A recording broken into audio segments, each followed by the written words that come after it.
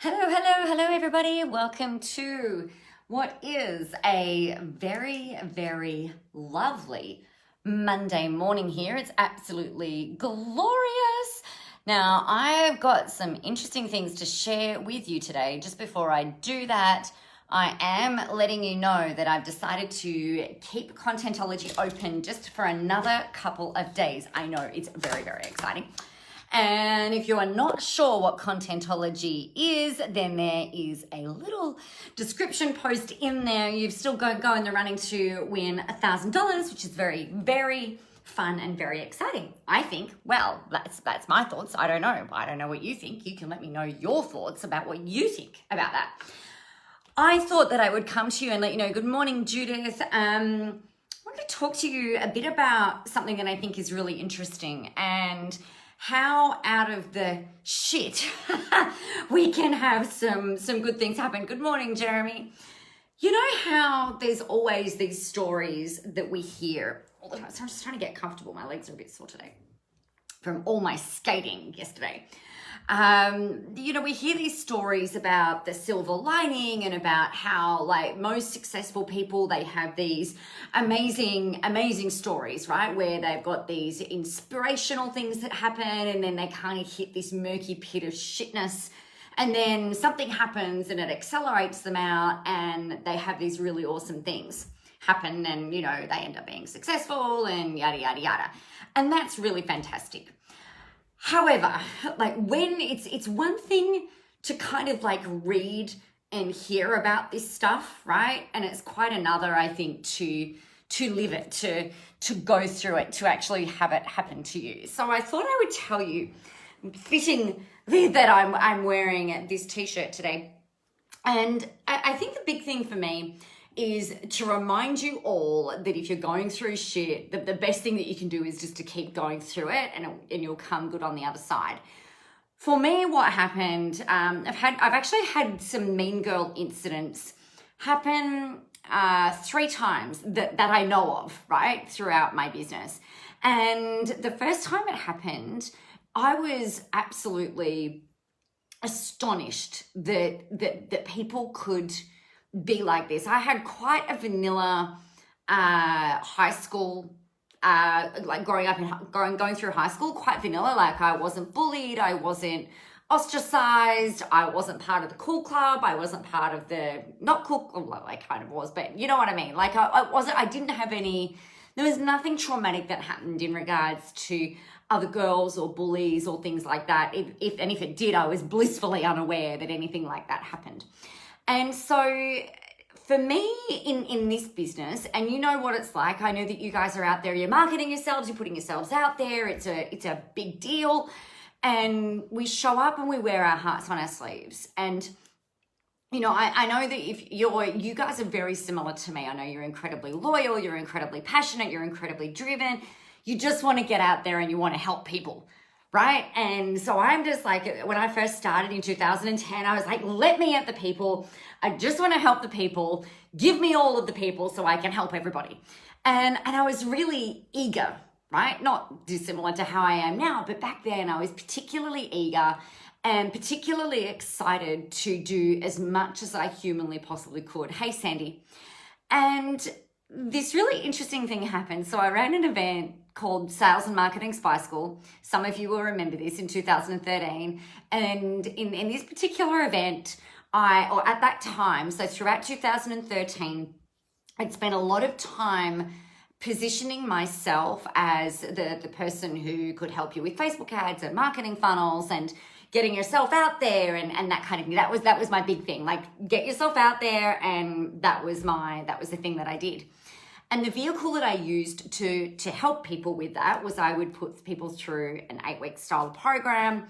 But I also decided that some people just weren't ready for an 8-week program with me yet. So I thought, right, we'll get them in a room and I will help them come hell or high water.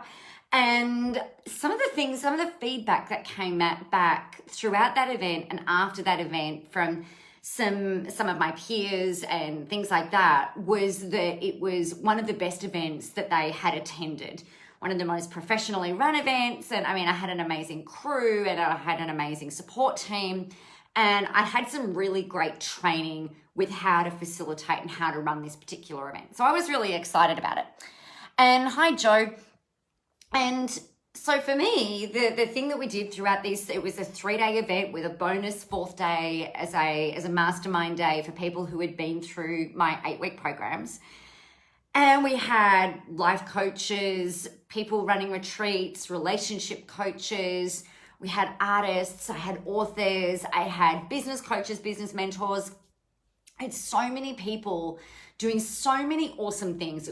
We had allied health professionals, we had allied health, we had osteopaths, psychologists, like just really, it was an amazing group of people. Or so I thought. And so I ran this event and it was amazing and the feedback was awesome and fantastic. And, you know, it just, I was on such a high and I know that we had made it look really easy. You know, when you watch people who are masters at what it is that they do and they've got everything kind of like running like a tight ship. I know we made it look easy, and that's a fact. That's not from, you know, thinking we're fucking amazing, which we are, but you know what I mean, not from ego. It was a really freaking well-run event. And what happened was, following on from that, we've got I had the option of selling to people, and I decided that I didn't want to sell on stage. My pitch on stage was this. You ready? You'll love this because it took about like 3 seconds. So you guys, if you want to have a chat about working together a bit further, I'm going to hang around and sit on the stage just here. And if you want to come and chat to me, you're very welcome to in the lunch break or in the afternoon tea break, whatever we were doing. And if not, that's totally cool. Go and enjoy your lunch. Like, that was my whole sales pitch. It was just so laid back, so chilled, and like really kind of definitely my style of doing things. And so from there, what happened the following couple of months, we had some people sign up for different coaching programs, which was fantastic. I actually ended up doing about $250,000 in sales just from that one event, which was really awesome. I was so proud of myself. I was so proud of my team. But then interesting things started to happen. I started to get wind of people who were relationship coaches dropping their relationship coaching business and deciding to be marketing coaches, and then wanting to be like, my tagline for my business has been kick-ass online business and marketing strategies since like 2012 or something. So all of a sudden they were like kick-ass marketing and kick-ass that. And these were people who had been in the room, who had been coaching with me. I'm like, what the fuck is going on here? This is a bit interesting. So for me, I was just like, well, this is interesting. I don't care if somebody says to me, oh, Nick, I want to do what you do. Awesome, I'll teach you. Like, I have no problem with that. I know that there is so much business to go around. I'm not scared about competition. I don't care, right? If you want to learn from me, if you want to do what I do, I will teach you. I won't hold back, because I know that there are some people who will absolutely love the shit out of you and won't like me. And you know what? To me, it's like, so long as these people are getting the help, that's what matters to me. I know, Sandy. So these people were jumping ship, and that was okay. But then what I started to hear was that some of my trainings were being, like my 8-week programs that you have paid for example, were being literally given to other people. And then they were saying, don't buy from Nicola, I will give you her program, right? So at that time, my programs were anywhere between $6,000 and $8,000. For an 8-week program, including a 2-day live event and a whole host of other things like one-on-one coaching and this, that, and the other. Really high value and high ticket programs, but you got my support, my brain in your business, et cetera, et cetera, et cetera. And so what happened was I started hearing about how, like, I have clients say, oh, look, I'm actually going to pull out of your program. And then I'd found out that they'd been given it by other people, previous students. I was like, what the fuck is going on here? This is ridiculous.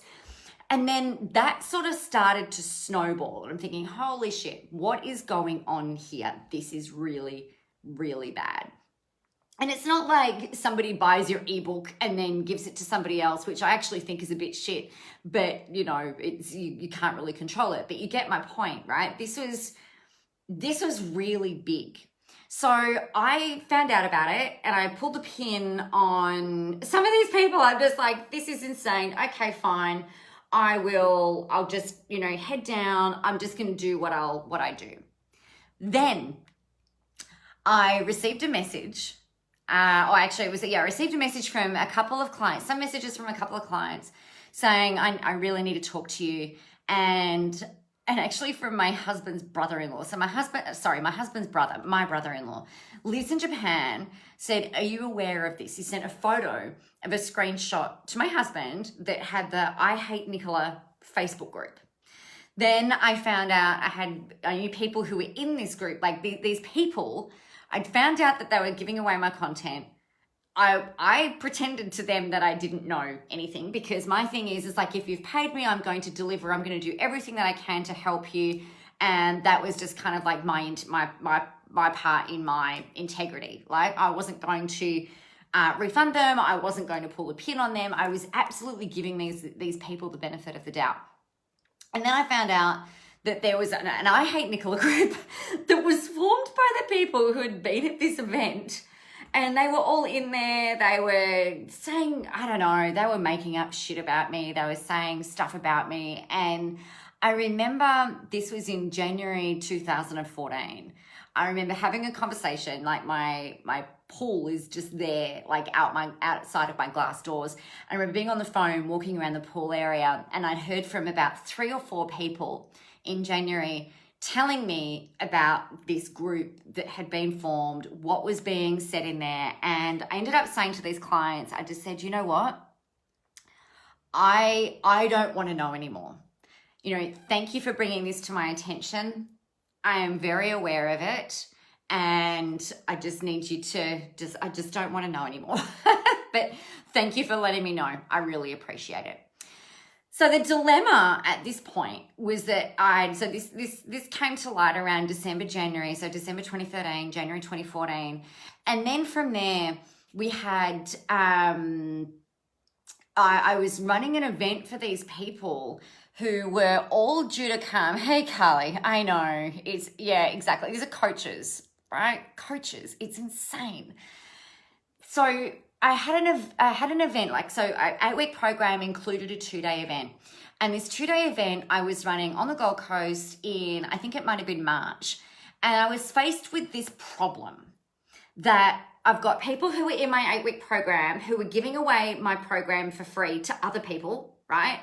And yet they'd paid for the program and were entitled to a 2-day event. So I had this whole almost like mental breakdown in January of 2014. I'm like, what the fuck do I do here? How do I pull the pin? Do I not let them in? And then are they going to want a refund? And then, no. So I made this decision to run the event and allow them in the room, right? Not the people who had received the program for free, because they're sure as shit were not entitled to that.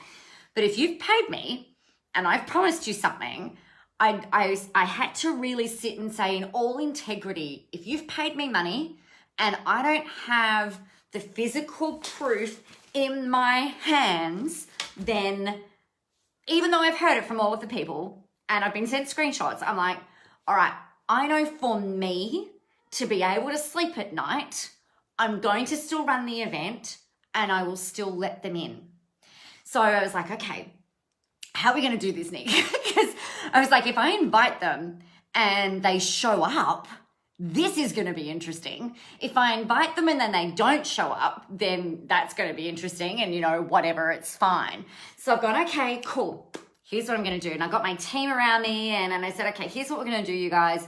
We're going to run the event and we are going to invite all of the people from all of the time. And if you've already been to an event of mine, that's fine. You can come into this one for free. I don't care. Everyone is welcome. Every previous client and every current client was welcome at this event, only a couple of months after. So after this all really kind of sort of blew up and came to light, and the I Hate Nicola group was still going, and, blah, blah, blah. And I've gone, okay, so here's what we could do.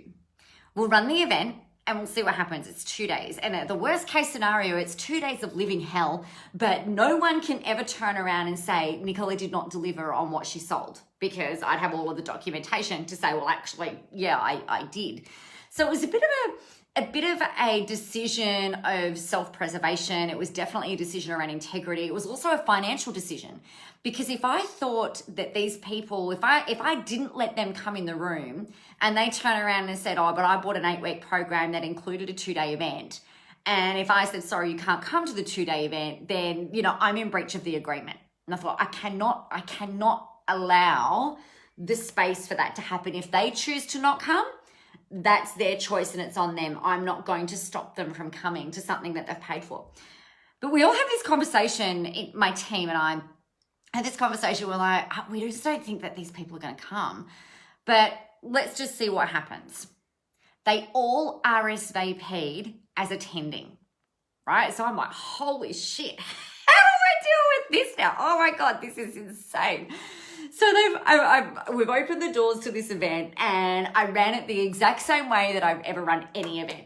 And that is, I am an open book. It's like in here, right? I'm an open book. You want to know something, you ask me, I'll tell you. I'm very, and always have been very open, very raw, very real. I'll answer anything for you. So we're at this event and I'm on stage, and the room was set up in a U. And on day one, I'm going around, I'm like, what are you celebrating? What questions do you have?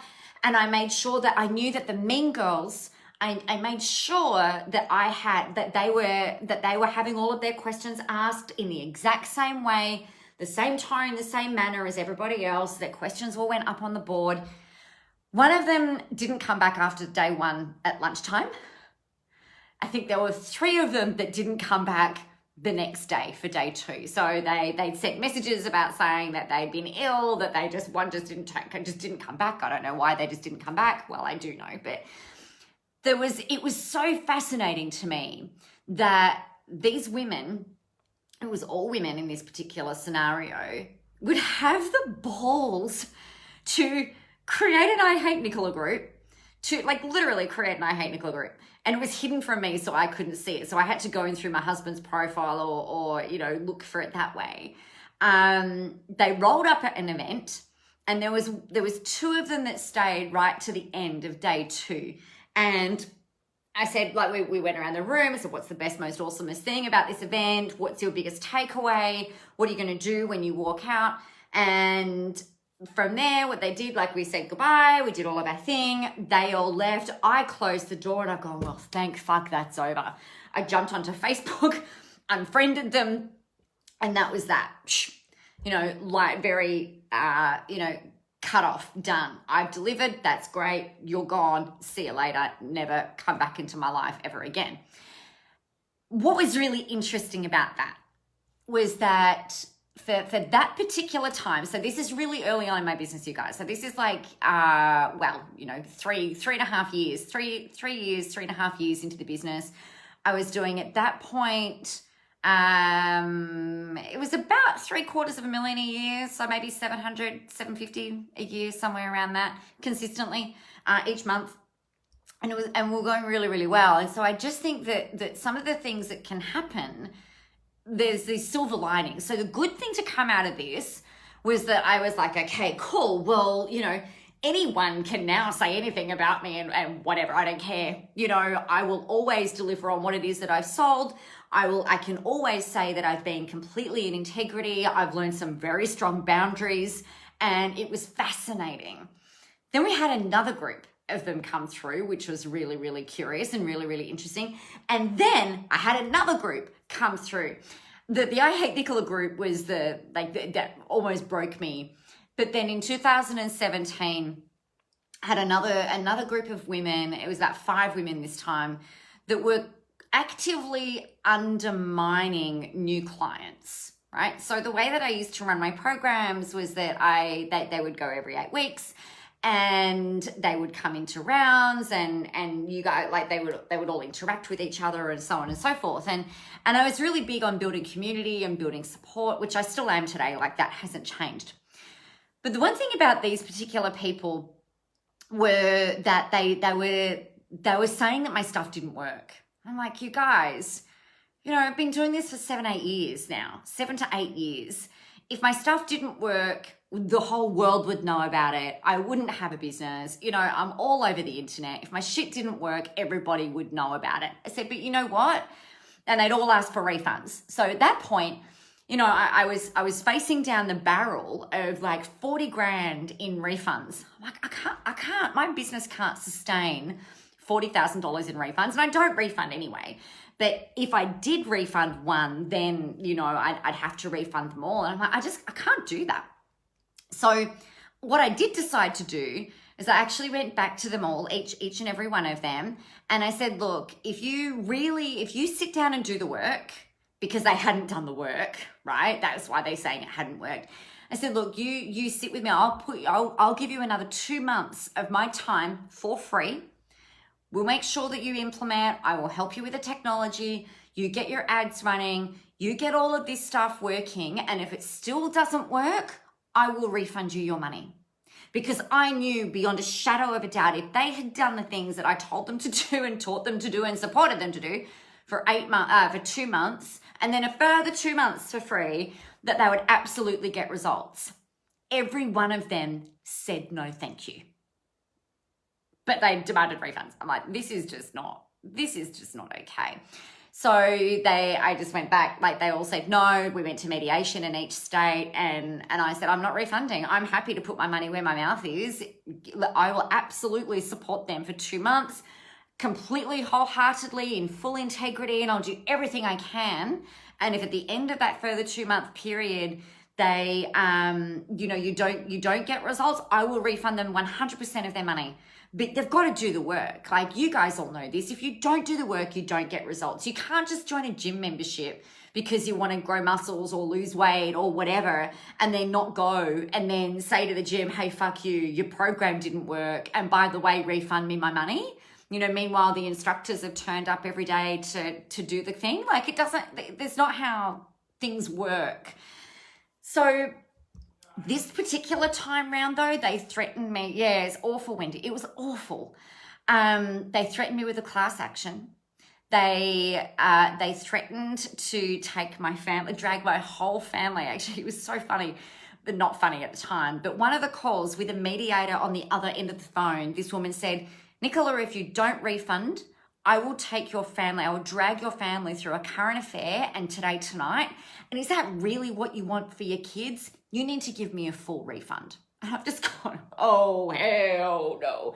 Take me to a current affair. Take me to today, tonight. Bring that shit on. I got everything is documented. Oh, hell no. No. They all fell off they all withdrew their complaints. They all just kind of, you know, bled into the background and faded away. But it fucked me up. I gotta tell you guys, it absolutely, it was devastating. So this is at the end of 2017, and, you know, 7.5 years in business, and to have this stuff happen. And I'm sharing this with you not because this is a normal thing, right? This doesn't happen to everyone. This is not a rite of passage. This is not like this stuff is rare, right? But I kind of feel like I've walked through the fire so that you guys have got the, I guess, the systems, the processes, the support, and to let you know that there are really shitty times that you may go through in business, and that's okay. And so long as you're staying in touch with your integrity, your reason why, your motivation, and making sure that you are doing the right thing, right? I know we all know that we're doing the right thing, but I really questioned at the end of 2017 when all of this latest mean girl bullshit happened. I really sat down, and what's weird, it's like gaslighting, right? I actually sat down, and I remember having a conversation with my mom and my therapist, and separately. And I said, you know what? Like, maybe my stuff doesn't work. Maybe I'm delusional. Maybe I've made all of this stuff up in my head. You know, maybe my shit doesn't work. Maybe I'm actually no good at this. Maybe this is not what I'm supposed to be doing. And it was fascinating to look back on now and have the conversations with, you know, my clients who had gotten results, right? So we had this reality, this weird reality of these people saying, you fucking suck. And then clients hitting the most amazing goals, being like, oh my God, Nicola, you're amazing. And, you know, but they'd done the work, right? It was just my support and a bit of guidance and coaching that had helped them. They've gone and done the work. If you get results, they're not my results, they're your results. You're the one that turned up, showed up, put the content out there, put the offers out there. You've gone and done your coaching, your therapy, your whatever, your training, like whatever it is that you're doing. You are completely 100% responsible for your results, and therefore those results belong to you. I might play a bit of a part in it, but it's all you, right? So I've got these people being like, you're an asshole, and these people over here being like, you're amazing. I'm like, oh, I'd kind of in my head, I'd almost cancelled out all of the work that I'd done for 7 years, all of the amazing results that people had made over the last 7 years. And all I heard was, you're shit, your stuff doesn't work. You know, you're a thief, you're a charlatan, you're a snake oil salesman, like all of this kind of shit. And I was just like, well, maybe I'm actually not supposed to be doing this. Maybe this isn't actually why I'm here. What it forced me to really do is to check in with what I wanted, why I wanted it, and how it was that I wanted to do it. So the I Hate Nicola group was kind of like muscle building, like on a scale of 1 to 10. And then the second round of Mean Girls that kicked in was around like maybe a scale of 3 out of 10. The 2017 girls were a freaking like 15 out of 10 is how it felt for me. But what I'm so grateful for, I hated it. And I still hate it. And it's still like, I don't know why people do weird shit like this. It's so strange to me. Because I'm like, I'm a good person. I know integrity is my top value. You know, I'm only ever going to do things that are helpful and important and that get results.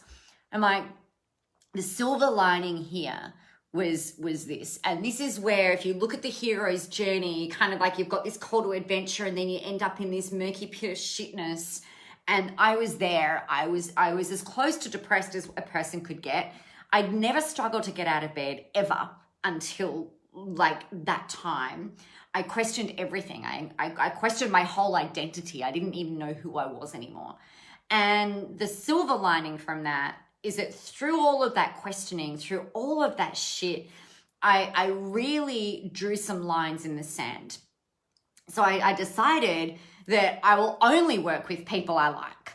Like that's the line in the sand. And you know, you guys, you can draw these lines and these boundaries at any time. And maybe you're not like me. For me, I felt like I could help everybody. So I felt like this overwhelming sense of responsibility to try and be there for as many people as I humanly possibly could. If they were saying to me, look, Nicola, you know, I really need to work with you. If I had any little warning signals, I might be like, I'm not sure, but I would err on the side of, no, like I know that I can help them. I'll definitely help them. If I couldn't help them, I wouldn't take them on, right? But more than that now, if it doesn't even feel like a personality match, I won't work with them. Like we've got to be able to get along.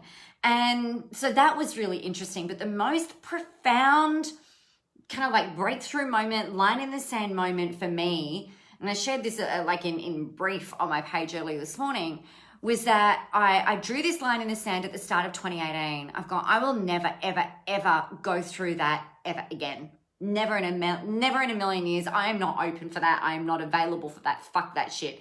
This is done now. So what do I need to put in place? So I made the decision that if things are not fun in my business, I am not doing them. If I don't want to run a program, I am not going to run it. I don't run those 8-week programs like that anymore. I don't teach things that don't light me up, that don't fuel me, that are not helpful and things like that. So I was so incredibly clear on if it's not fun, I'm not freaking doing it. If it's not helpful, I'm not doing it. And I really tried to shift away. Like I was very well known in the industry as somebody who was absolutely crushing it, who was the Facebook ads person you would go to learn from. And I just decided that I don't want to do that anymore. Every now and again I will if I think that it's helpful or whatever, but not in the same rigid way that I used to do it. So what that meant for me, like had I not gone through the all of the mean girl stuff, I probably still would have been doing the soul sucking stuff that I didn't want to do. I felt like back then, like I was, way back then, that I was maybe, you guys, when you have a really cool job and you might love it, but you're like, you know what, I know that this is not what I'm here to do. Right? That's kind of what it felt like. I felt like I was only doing things from a technician perspective versus operating in my zone of genius. And part of my zone of genius is talking with you guys and pulling stuff out of your head, finding ways to be able to make that work and then make money. Finding content in the perceived mundane or the everyday, helping you to see your own potential, all of that kind of stuff. I'm your biggest advocate. I'm your biggest cheerleader. Those kinds of things are the things that I'm really, really awesome at. And I felt like I wasn't getting to do that in the way that I really wanted to do it.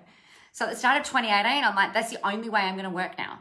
And it's the only kinds of people that I'm going to work with. And I've got to tell you, I have had more fun. We're coming up 3 years of this decision, right? And I've had more fun in the last 3 years, 2018, all of 2018, all of 2019, all of 2020. I've had more fun. I've had more joy. I've got the most amazing clients. Like I can't even tell you, I've got the most amazing community. You guys who are completely amazing. And the thing that I wish, that I really, really wish that I had known even back in 2014, 2015, 2013, 2017, like all of those years ago, the things that I really wished were that I trusted myself more. So the big thing that I want to share with you today is for you to trust yourself more. If you're feeling this pull or this push to evolve, to change, to tweak, to do something a little bit different, perhaps to what you're doing. And it's not about saying, all right, you're a relationship coach now, you have to be a marketing coach. That's not what I mean. Find something or work out what it is that's going to align to you and align for you, and really work on working that, because everything changes when you do that. It's kind of like the world opens up and the heavens start to rain angel music down on you, and everything just shifts and tilts and for the better. But just trust yourself more. Really, really listen. I tried to pivot the business at the start of 2015. Right? So that was back then. Start of 2015, I lost about $500,000 in expected sales, perceived sales by going, I just want to do mindset coaching, and I fucked everything up.